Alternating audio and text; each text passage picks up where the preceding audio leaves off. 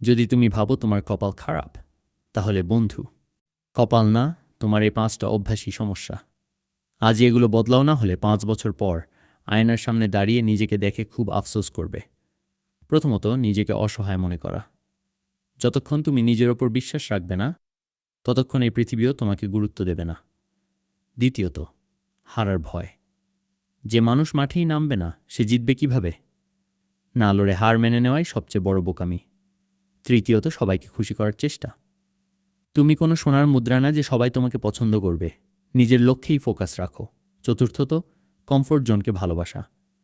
এই আরামের জীবনই তোমার সবচেয়ে বড় শত্রু।